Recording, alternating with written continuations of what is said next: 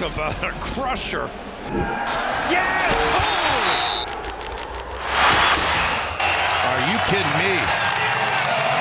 And gone!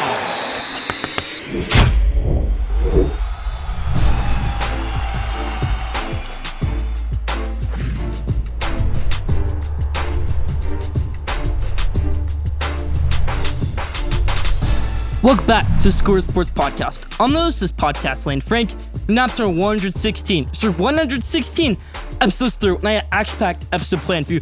We're into the NCAA Tournament now, into the Sweet 16. World Baseball Classic just finished. A bunch of news in the NBA, a bunch of news in the NFL free agency. Let's dive in. Episode 116. Let's hop into it. Let's start with episode 116, how we always do, with the headlines in the NBA. First thing I want to talk about in the NBA right here, Julius Randle. 58 points. 58 points in a loss to the Minnesota Timberwolves. That's the emphasis, the loss. He had 52 after the third quarter ended. Carmelo's record, 63 points. I'm going to say LaMelo. Carmelo Anthony's record, 63 points, most ever by Nick, was almost broken by Julius Randle. But the problem is how Tom Thibodeau handled the whole situation. I think when Julius Randle has 45 points and you're within striking distance of reclaiming the lead, about 3 minutes left in the third quarter, you rest him, and then you bring him back to start the fourth quarter. I know it's not usually how Julius Randle does things. I know he starts the fourth quarter on the bench for 5 minutes, but that kind of cost Knicks a little bit. And then when he got back in there, they had a 1-point lead, and then things kind of fell off the rails, trying to get him the ball, trying to distribute more. Didn't really work out, in my opinion. So Julius Randle, still a great game, but no win. That's fault right there from the New York Knicks. The Warriors, they snapped their 11-game road losing streak. It's pretty bad. Klay Thompson likes to always say, I got 4 rings, you can't do anything. That doesn't matter when you're on an 11-game losing road streak and you're not playing so great. So Warriors, let's see if they can figure things out. They just snapped that streak. Hopefully they can start a new one, but winning on the road. Let's see how that goes. Jaylen Brown had some interesting comments today. He said, I don't know what my future in Boston holds. I hope I get to stay in Boston, but I don't know. I hope whatever happens is the best decision, whether that's me in Boston or me out of Boston. That's pretty interesting. Because he said, I was always worried about the KD, Jason Tatum type of drama. Was there going to be a trade? Me for KD, me for whoever it might be, over to Brooklyn. That obviously never happened, but that was definitely a thing that he was worried about. He still doesn't know about his future in Boston. This dynamic duo single-handedly brought the Celtics to the finals last year. So hopefully Jaylen Brown can stay a Celtic for however long he wants to be. Same with Jason Tatum. Interesting thing right there by Jaylen Brown they threw out. Lonzo Ball gets another surgery. I think he's having transplant surgery. No NBA players ever come back from that. No basketball player has ever come back from that. I don't know if athlete has ever come back from that. It's pretty crazy right there. But Lonzo Ball hasn't played in a few years.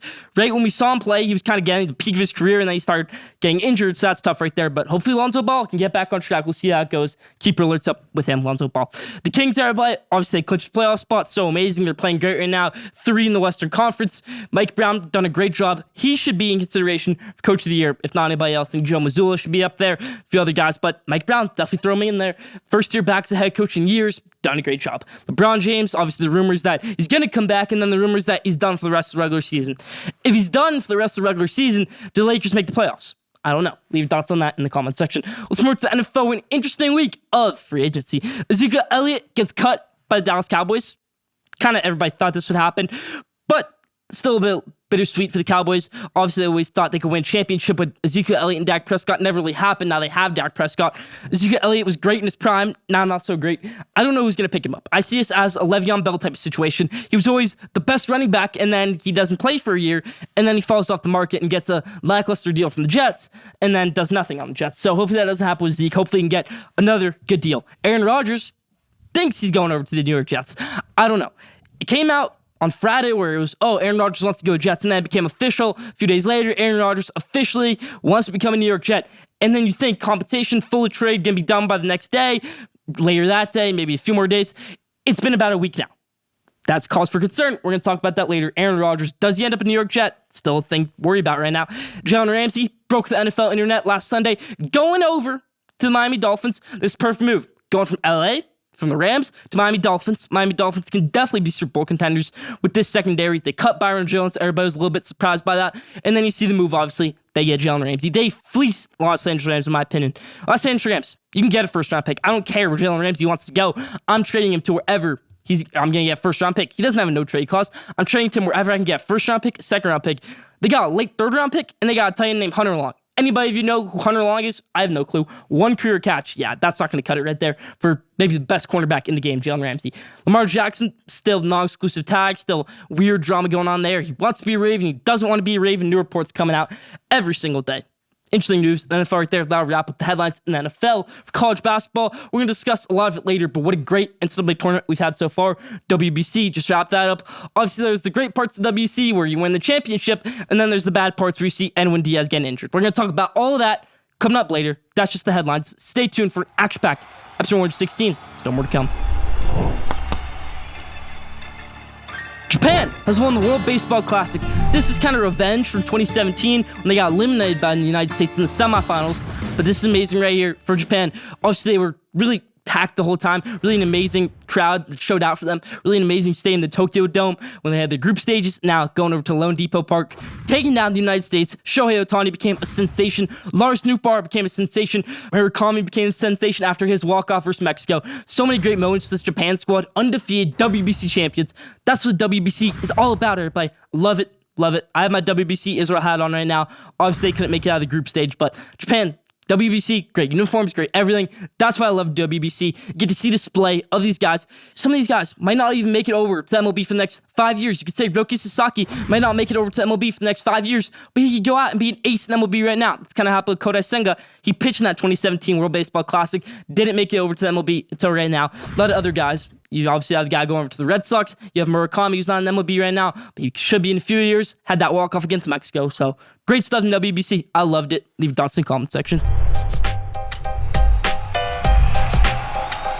First round 32, which is amazing in my opinion. We had some great moments. Let's talk about the best moments of the NCAA tournament. I know it's still a Sweet 16. Not much has happened. Only the first 2 rounds. We still have a lot more rounds to go. Sweet 16, Elite 8, Final 4, now it's championship. We can always do this after the NCAA tournament too, but right now we've had so many great moments. Too eager to get into it. I want to give one honorable mention. The Furman upset over Virginia. What in the world happened there? What in the world? Kihei Clark will always be remembered in college basketball history. I tweeted during that game, I said, Kihei Clark's play will either be the reason Virginia wins this game or lose this game, but he's not playing well right now. I think they need to get him off the court. What happened? He blew the game for them. Kihei Clark, one of the most interesting college basketball careers ever, as a freshman, gets them to the Final Four off an amazing pass to Mamadi Diakite to get that buzzer beater in overtime, go to overtime, and then obviously win that game against Purdue, make the Final Four, win the national championship that year. So if Kihei Clark doesn't make that pass, you're not national champions. And if Kihei Clark doesn't make the pass in this Furman game, you might also have a very successful tournament. But Kihei Clark does make that pass. They do get a 3 Furman. The Paladins, what a win that is for them. That's all I'll mention. Kihei Clark, what a way to end your college basketball career. Starting it on a great note with that Final Four pass, ending it on a terrible note in the round of 64. Now let's do the real top 5. Let's hop into it. Number 5, Miami, making the Sweet 16 yet again. Made the Elite 8 last year, making the Sweet 16 now. Really rallied against Drake, won by 7, but really was a close game up until the end. Got a lead with 30 seconds left, their first lead game, so I love that right there out of Miami. And then obviously taking down Indiana, shutting down Jackson Davis, something no team has been able to do this year in my opinion. They did it. Number 4, Arkansas making the Sweet 16. I'm really happy for Eric Musselman. You want to know why? Because every year at Arkansas, he's been great. Made the Elite 8 his first year, made the Elite 8 his second year. This year, they had their great roster. A lot of people were saying Arkansas to the national championship because you get all these good recruits off the great success you've had, and then those recruits don't perform as well. Nick Smith didn't perform that well. Andy Black didn't perform that well. Davis, Ricky Council, Kai Mitchell, they didn't perform well in the regular season. They did well enough to get them to the NCAA tournament, but they got them an 8 seed. Then you take down Illinois, and then you take down the 1 seed Kansas Jayhawks. What a run that is right there. I kind of compare the situation to Michigan last year. Michigan always had great Final Four runs, and then they started getting recruits. They had Musa Diabate and Caleb Houston, who were 5 stars, and they had a lackluster regular season. Then they turned on the tournament, made the Sweet 16. So that's kind of what Arkansas did this year. I love to see that right there. Number 4, Arkansas making the Sweet 16. Number 3, and this one's really amazing in my opinion, Kansas State making it to the Sweet 16. You want to know why? They were a 3 seed, which is great, but it's the red that went up to this. Hiring Jerome Tang, first-time head coach, don't know what to expect. This was the worst team in the Big 12 last year. They finished as one of the best. Jerome Tang did a great job. You bring Keontae Johnson, who obviously had that horrible situation in 2020 on the court. Nobody even thought he would be able to play basketball again. Obviously, he was in a coma for a few days. That was horrible right there. But Keontae Johnson came back to basketball, came to Kansas State, and got them that dagger against Kentucky. What a shot that was. What a shot that was by Marquise Noel. He turned into Damian Lillard was shorter. He was amazing in that game. I think Kansas State just does well with short players. Deuce Vaughn in football, and they get Marquise Noel in basketball. 5'8", Marquise Noel, 5'5", Deuce Vaughn running back. Kansas State, Keontae Johnson, Jerome Tang, Marquise Noel, so many other guys I can mention. What a run this is for them. Make it to Sweet 16. 3. They own Kentucky in March also. Last time they played Kentucky in March Madness, they beat them in the Sweet 16. That was the Shai Gilgeous-Alexander team. Number 2, best moment of the tournament, Princeton making it to the Sweet 16. This was unprecedented. For an Ivy League school to make the Sweet 16, for an Ivy League school to win a game is unprecedented. What a win that is for them. You take down Arizona. You were down by 5 points. It seemed like the whole game Arizona could never pull away. Princeton can never grab the lead. Then you get Alec Pierce's brother, wide receiver for the Colts. His brother goes off for Princeton, gets in the lead, had 15 rebounds in the round 32. Won that game for them against Arizona. What a win that was from there right there. Mitch Henderson, coach for Princeton Tigers. What a win that is for you right there. Princeton not a school that is going to celebrate as much because Princeton, it's an Ivy League school. But he still makes Sweet 16. He still makes so many threes against Missouri to make it to Sweet 16. Let's see how they do against Creighton on Friday night. Number 1, best moment of the tournament. You know it. Fairlad Dickinson, Tobin Anderson with a squad. This coach, Tobin Anderson, was a Division II coach 1 year ago today. Now today, he gets a 5-year deal with Iona. What an amazing experience that is right there for Tobin Anderson. I don't want to talk about what happened for Purdue in this game because we're going to talk about that later. But Fairleigh Dickinson, they just said, hey, you have all these centers, you have all these amazing players. We're going to shut you up. We're going to play with adrenaline. That's what led us to that win right there. That's what led us to getting the lead against Florida Atlantic and then blowing it, obviously. But still, great for Tobin Anderson, great for Fairleigh Dickinson. Back-to-back years in New Jersey school. Made the Sweet 16. That was either a 15 seed or a 16 seed. Fairleigh Dickinson not make the Sweet 16, but still, getting great win. You get St. Peter's and you get Fairleigh Dickinson, both out of New Jersey. Doug Eddert for St. Peter's, and then obviously Tobin Anderson, the hero of Fairleigh Dickinson, kind of calling it a shot after their first 4 win against Texas Southern. Best part of it all, they didn't win their conference. Merrimack did, except Merrimack wasn't eligible for the NCAA tournament because they were just turned D1. You have to wait that 5-year transition rule. Fairleigh Dickinson finished second in the conference. They made the tournament. They beat Texas Southern in the first 4. Tobin Anderson after the game says, hey, the more I watch Purdue, the more I think we can beat them. Boom, what does he do? He beats them. That's about for the top 5. Leave your thoughts in the comments. Now, did you know, this week's Did You Know, it's a great one. Did you know only 2 times in the past 10 years, a reigning national champion in college basketball has made the Sweet 16. The last time it happened, 2016, Duke Blue Devils, they made it to the Sweet 16 that year after they won in 2015. But still, only 2 times in the past 10 years has a national champion made the Sweet 16 the next year. This year, Kansas reigning national champion, they lost. Year before that, Baylor, they lost. Year before that, you got Virginia, they lost in 2021 because there was no tournament in 2020. They lost to Ohio. Then you get Villanova. They obviously lost in round 64. The year after that, if they lost Dante DiVincenzo and Jalen Brunson, you get North Carolina losing to Texas A&M in 2018, and then you get Villanova losing in 2017 to Wisconsin in round 32. So, now as champion in college basketball, it can be a great thing, but the next year you're kind of setting up for failure. I don't think anybody thought Kansas could lose this game, but they did. Did you know that? Only 2 times in the past 10 years has a reigning national champion made the Sweet 16. Didn't know that? Leave that in the comments. All right, let's run through some NFL bowl predictions for the rest of the offseason. Let's start it out. Bijan Robinson to the Dallas Cowboys. Here's interesting. I think it happens. Tony Pollard is a great running back. But is he really at starting level? Is he going to have that same success he had last season? Because obviously he got hurt late last season. Can always bank on that. And then you got a first-round pick. Do you go for that generational talent, Bijan Robinson? Because Bijan Robinson is the best running back prospect I've maybe ever seen, maybe behind Saquon Barkley. So he's amazing, Bijan Robinson. I think he can help a Dallas Cowboy. Maybe that's why they get rid of Ezekiel Elliott. I know they picked up Ronald Jones today, but still, add some depth to that running back room. Add a rookie. Add some new legs to that running back room. Zeke was amazing as a rookie. Bijan Robinson can be too. Bijan Robinson to the Dallas Cowboys. Jerry Jones, I would love this move for you. Do it. Next one, the Jets don't land Aaron Rodgers. I don't think it happens.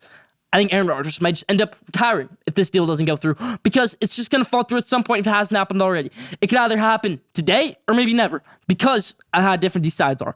Packers, I think, are definitely willing to give up Aaron Rodgers, but I think they want a lot in return. I don't know how that goes. Maybe they release Aaron Rodgers. Maybe he just retires if that happens. I think the best move for the New York Jets is to say, to hell with the Packers. Let's go after Lamar Jackson.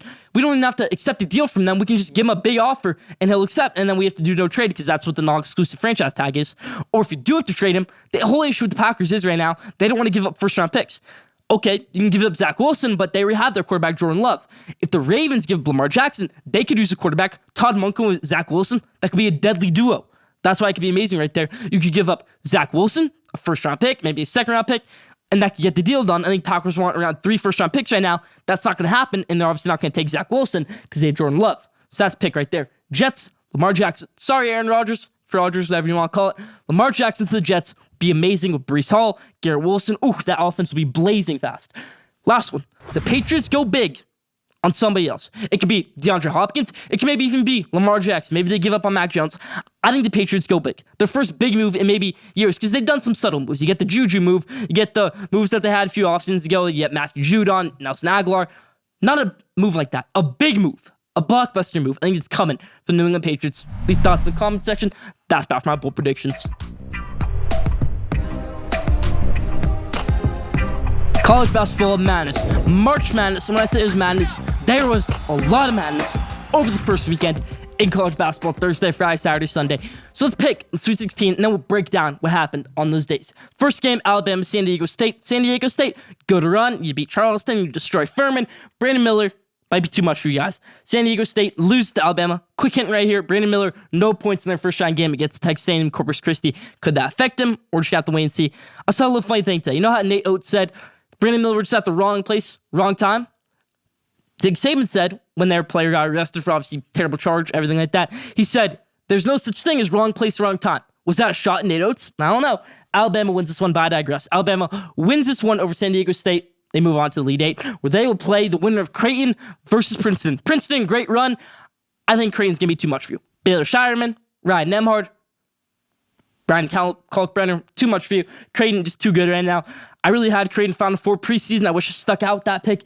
I had them losing in the round 32 to Baylor. Obviously, that did not happen. Creighton gets a win over Princeton to advance to the Elite Eight, where they'll play Alabama. Florida Atlantic or Tennessee, this is going to be an interesting game because Florida Atlantic has some talent. But Tennessee has some talent too. Tennessee really hit a roadblock in the SEC tournament game, but I think they do great in this one. Give me Tennessee. Moving on to the Elite Eight, where they'll play the winner of Kansas State, Michigan State. Michigan State has some ballers. Tyson Walker, Matty Sissoko, AJ Hoggard, Joey Hauser. Kansas State does too. I like Kansas State. Marquise Noel, Keontae Johnson keeps that connection going. Jerome Tang dancing over to the Elite Eight. Houston or Miami.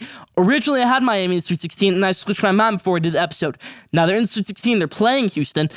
Houston almost lost to Northern Kentucky, which wasn't a great lick right there. They were down by 10 at halftime against Auburn. This team is resilient. They play like an NBA team, but at some point that runs out. I like the shooting of Miami in this one. Give me Miami over Houston. They make the Elite Eight.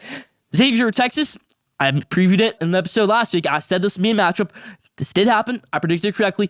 Souley Boop for Xavier really struggled in the round 64 and round 32. Texas really needed a boost from somebody, and they got that boost from somebody in Dylan DeSue in that round 32 game against Penn State. They were down for a little bit, and then they got back the lead. So it's going to be a good game. You got Rodney Terry for Texas, former coach of UTEP. You got Souley Boom as Xavier, former player at UTEP, so maybe they know each other's ins and outs. Texas, my national champion pick. I'm not switching that up. Give me Texas over Xavier. Close game, though. I like Texas. Arkansas versus UConn. UConn, great squad. Tristan Newton, amazing. Adama Snogo, really good. Donovan Clingan, another really good big. You have Jordan Hawkins, maybe the best shooter in college basketball. I think that's too much for the Arkansas Razorbacks in this one, but it could be a good game. Could go down to the wire. Could go to overtime. Never count out Eric Musselman. Obviously, he's going to take off his shirt if they win. Did that against Kansas. So, really crazy coach, really great coach, Eric Musselman. And obviously, a good coach in Danny Hurley. These are both two of the most fired up coaches in college basketball. Danny Hurley will call a timeout and just hype up the crowd. He won't even talk to his team. I think Eric Musselman will do the same. So, that's going to be an awesome matchup. Arkansas versus UConn. I like UConn in this one, though. Moving on to the Elite Eight, like I predicted last week. Gonzaga, UCLA. I like Gonzaga versus Northwestern. Northwestern obviously lost to UCLA. But I like Gonzaga in this one over UCLA. I didn't have UCLA going this far. They did make it this far. Go Gonzaga, go Bulldogs. Drew Timme, too much for UCLA to handle. I think losing Jalen Clark was such a bad thing to happen for UCLA. And then you got Adama Bona just not playing so great right now with that injury bug, with that mask. So I like Gonzaga. Moving on to the Elite Eight, where they'll play UConn. That's about for my Sweet 16 predictions. Let's break down what happened in those first two rounds now. Duke, obviously, did great in round 64 against Oral Robertson. A lot of people didn't think they would. And then you get Mark Mitchell out against Tennessee. So that's not great for you right there. Tennessee still a very talented squad, really underseeded. In my opinion, should have been a 3 seed. Obviously, they win that game. Tennessee, great win for you right there. Duke really just struggled. Let's see how the squad comes together next year. You got a great recruiting class. John Shire, first year as a head coach. None to hold your head down about. Won the ACC. I like that right there. Duke had a good run. Obviously, they lost. Virginia, Tony Bennett. They're going to have some things to figure out with their program. Obviously, this year was a success in the beginning, and then you struggle when Ben Vanderplas goes out for the rest of the year with that broken hand in the ACC tournament. Lose to Furman, not so great. Baylor, too. Baylor, this is back-to-back years you're losing the round of 32, back-to-back years of disappointment. That's the thing to look out for right there. Scott Drew's squad. But for Matt Painter and Purdue, I guarantee you take Zach Edey out of that game for even 5 minutes, you're winning that game because you're a more talented squad, and there's not the pressure of feeding the ball to Zach Edey every single play. That's what they did every single play, and it didn't work for you. So Purdue, better team than Fairlight Dickinson. They didn't have the better game plan. Credit Tobin Anderson gets his job at Iona today. 5-year deal taken over for Rick Pitino. Rick Pitino heading back to the Big East over at St. John's. Kind of a perfect fit for him right there over at St. John's. Really happy about Rick Pitino getting that deal right there. Kentucky, John Calipari, was this his last game at Kentucky? I don't know. Maybe he goes over to Texas if they don't bring back Rodney Taylor or somebody else. So Kentucky, really tough end of the season. Had that game in the bag, then blew it. Keontae Johnson played great. Jerome Tang in a great game plan. Kentucky loses that game to Kansas State. Marquette, same thing. Shaka Smart can never really get that tournament run going. Had that run at VCU, then goes over to Texas, doesn't win a game at Texas, then goes over to Marquette, has a great round 64 game as a 2 seed, and then you play terrible in the round 32 against Michigan State at the end. So really tough game right there for Marquette. Good news is you got an experienced squad. You get the Big East Player of the Year, Tyler Kolek, coming back for you very soon next year. Penn State, Mike Shrewsbury, their head coach, leaving to go to Notre Dame as of today. So Penn State really had a great season. You get that tournament win, first tournament win in years. Andrew Funk, Jalen Pickett, great players. Let's see if they follow him over to Notre Dame or if they go to the NBA. But that's a great hire for right there, Notre Dame. Mike Shrewsbury, Penn State coach, going over to the Fighting Irish. Kansas, talked about earlier with Bill Self. I don't know if Bill Self coaches that game if you win. Norm Roberts is still a good coach. I won't know though, because in those late game situations, you're more comfortable Bill Self kind of running around Norm Roberts out there. It's Kansas, obviously a tough loss for you right there. That'll wrap up College Basketball Madness for this week. Still more to come. Episode 116. Now, let's do At the Buzzer. And I'm going to talk about the NBA MVP ladder. There's been some shakeup in the past week. Joel Embiid, been playing great. You have Giannis Antetokounmpo playing well. You have Nikola Jokic, who's been the frontrunner all season. Now he's falling back a little bit. There's criticism of all these guys. Giannis is, he only dunks. Joel Embiid is, he takes possessions off. Just talk to George Karl about it. For Nikola Jokic, he stat pads. So let's talk about it. I think that's the top 3 right now. It could be Embiid number 1, in my opinion. I think you have Giannis number 2. And I'm going to slot Luka Doncic in there at number 3. I'm going to slide Jokic number 4. You want to know why? Luka Doncic had a horrible supporting cast that first half of the season. Now he has Kyrie Irving, which is a little bit better, but see how that goes. 30 points a game still for Luka Doncic. Playing great, playing really well. Best season of his career, you could say. 3rd in MVP ladder, in my opinion, is Luka Doncic. 2 is Giannis. Obviously, Giannis has gotten some more help over the years. Great supporting cast he has right now.